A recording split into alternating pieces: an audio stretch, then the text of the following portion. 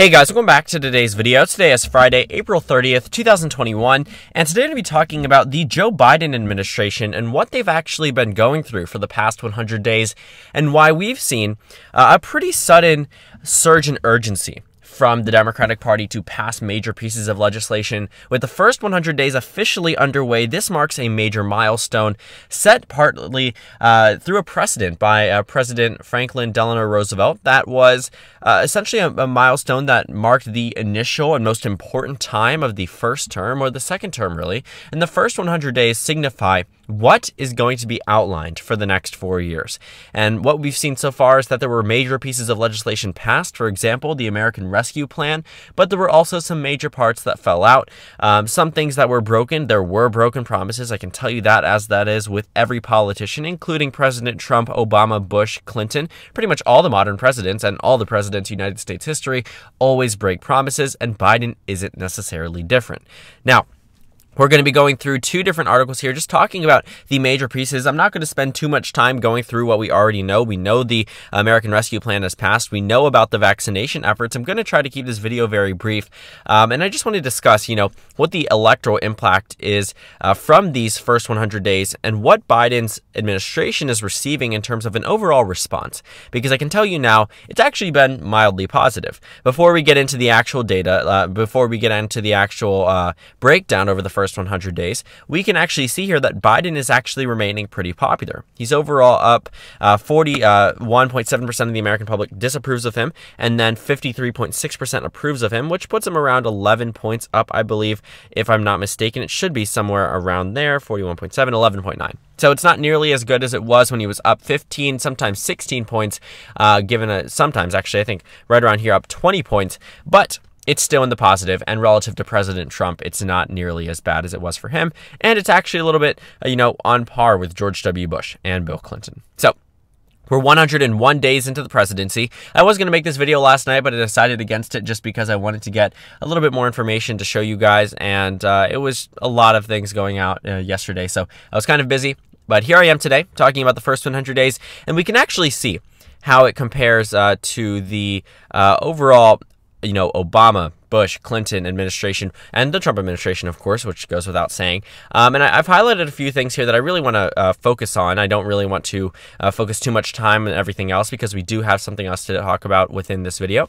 But main thing, we know on day 50 that the $1.9 trillion American Rescue Plan passed. That was a major piece of the Biden administration. And also something that I do want to point out, I don't think people really notice this, that Joe Biden passed a major piece of legislation much faster than other presidents had in their first terms. So, Obamacare was not passed until after, a year of deliberation and discussion. The American Rescue Plan happened within the first 50 days. And that was a huge, huge thing, something very major, a very big win for the Democratic Party, and could not have happened had they not won control of, obviously, the White House, the Senate, and the House of Representatives. So, relative to the previous presidents, he's actually done pretty strong in terms of getting major pieces passed immediately.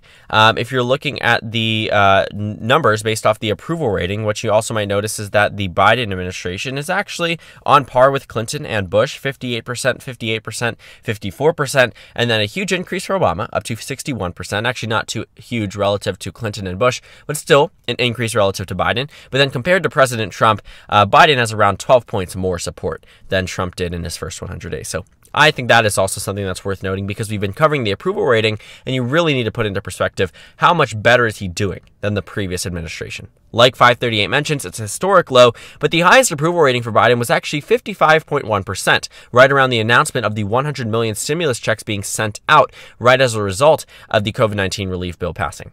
Also, if you're looking at the laws signed, Biden is actually trailing President Trump, but in terms of overall content and legislation, he actually does more. There are more pages and more words, and just overall more legislation technically being passed, and more major pieces of legislation being passed than President Trump. President Trump has had the most laws signed out of all of these presidents, but, not as much content, not nearly as much content as Obama, and, a little bit less than Biden. And if you're looking at the executive orders, I think this is also something that I've seen circulate on right-wing media a lot, that Joe Biden has issued a lot of executive orders, and that is correct. He has issued 41 executive orders within his first 100 days. However, President Trump issued 32. That's not necessarily too, far back. That's a difference of what? 9? And, if you're looking at Obama, Bush, and Clinton, Trump actually had nearly double what Obama had. And then Biden, while not necessarily having less executive orders, spent a lot of his executive orders reversing some of the decisions made by the former president, and now is at 41. But I think that it is fair criticism to say that the executive orders do seem excessive, but I'm not going to say that it's solely a Democratic issue, because President Trump did have 32 executive orders. I almost said he executed someone. Oh my gosh, that would have been really bad. And if you're looking at the reversals, we have 62 for Biden, 12 for Trump, 9 for Obama, and 5 for Bush. So that's really where Biden went all out. And in terms of the vacancies, the reason why we actually only have 2 vacancies rather than much more, because Mitch McConnell, if you remember, said if the Republicans win the Senate majority, will absolutely block Biden at every single step. The Democrats have control of the Senate. We know that, and that's how things are going to run. So the Democrats have pretty much free reign in terms of what they're doing. They have a few missteps, but this happens because Raphael Warnock and John Ossoff won their races. So not much else. Unemployment is at, getting down low. The stock market is doing well. The economy is on a way to being a full recovery. Not as many golf trips, sort of the same old, nothing really super significant. And then if we're looking through the CNN article as well, pretty much recaps. You can look at this all on your own. I'm sure I can make a 2-hour-long video about this, but there isn't much more than what we already know. I mean, I've been covering this administration for 100 days now, and, I've been trying to inform you guys of every single thing that he has done so far. Day 1, rejoin the Paris Climate Accord, and then rejoining the World Health Organization, and then more stimulus checks, and then 200 million shots. So a lot of it you've already heard from me, and you don't need to hear it again. But COVID-19 pandemic, Joe Biden has done well with that. I will say the Biden administration, if Trump was doing the same thing, I would applaud him too. Okay, I would 100% have applauded Trump if he was in this position. The reality is the American public sees Biden in this position. They will applaud Biden because he's in this position. If Trump was here and if the numbers were doing well, President Trump would be applauded as well, just as he was actually back in the beginning of the pandemic. Donald Trump's popularity rating in terms of handling COVID-19 was actually in the positive, and his approval rating overall was at the highest point of his presidency. And if you're looking at the coronavirus numbers, they've decreased. Economic recovery, we've seen a lot of these stimulus checks being passed out to actually stimulate the economy, so people can actually start spending more money and can actually afford things. And because many people have been out of work for months, sometimes, for this entire time, have yet to return to work or are just now starting back up work, I can tell you now that these stimulus checks certainly offered some form of aid and were overall beneficial, I would say, to the Americans that really needed it most. In addition, it's not just COVID-19. Joe Biden has made it his mission, I think, announcing actually yesterday or today that probably all schools, saying probably, I think he's just saying that so he doesn't have to commit 100%, but essentially saying that all schools should be open in the fall of 2021. So we're looking at public schools across the nation potentially reopening to full capacity, which is really exciting because it's very different from what we are currently experiencing now. Very different than the hybrid scenario or sometimes the fully online, depending on where you are, depending on the COVID numbers around you. In terms of healthcare, we've seen a lot of discussion form around this. The Democratic Party has the Senate majority. Why don't they pass, new forms of healthcare? Why don't they extend relief? I think that the Biden administration is certainly going to tackle this next. It has not necessarily been a major priority of the first 100 days, but it has certainly been in discussion, and it has been discussed, especially with the COVID-19 relief package. Immigration, this is a huge one. This is where Biden really falters. This is where Biden is receiving the most criticism out of it all. This is where his approval rating is the lowest. This is where the Democrats and Republicans alike disagree with Biden on immigration. There's a lot of missteps from both sides.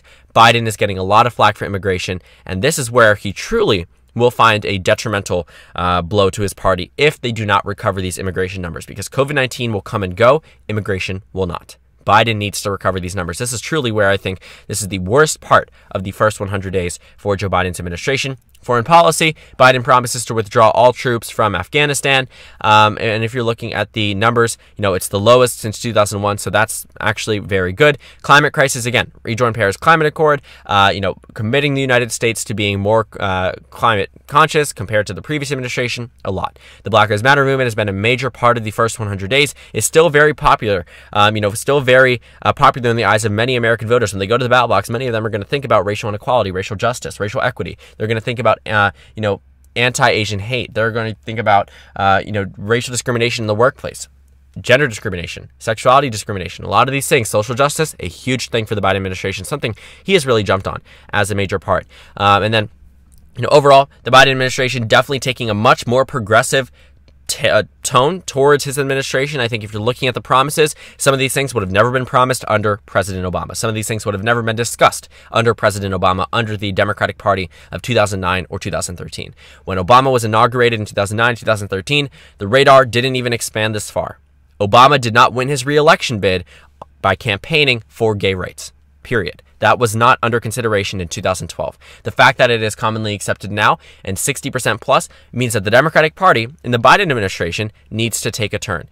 It's not only that. In terms of healthcare, in terms of immigration, in terms of literally every social issue, the entire country has, in a sense, moved towards the left. The Republican Party has opened up to the idea of taking more leftward positions. The Democratic Party has taken more extreme leftward positions. I will tell you now, a progressive in the Democratic Party won't tell you Biden is 100% a progressive, but he actually is much more left-wing than what we expected. You know, Biden, very much old school, has a very traditional establishment Democratic Party vibe. But from what we've seen so far from his administration is that he is actually defying moderate expectations in terms of how moderate he truly is. Because Biden came into this being viewed as the centrist and, candidate that isn't necessarily this progressive or Bernie Sanders-esque candidate, which is true. He's not.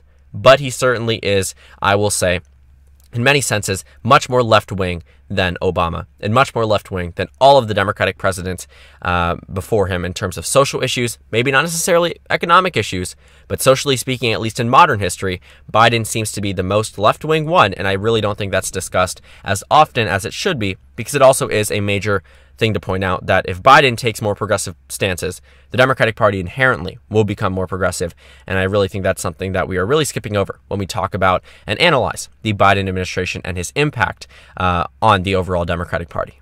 So thank you guys so much for watching this video. Make sure to comment down suggestions below. Subscribe on the left if you haven't already, and check out the Instagram and Twitter. At the bottom left of the screen, there's also a Discord server for you to go ahead and join. On the screen, there's a video you can watch and then a playlist for my Biden-Harris administration analysis videos. Again, thank you guys so much for watching, and I will see you all later today.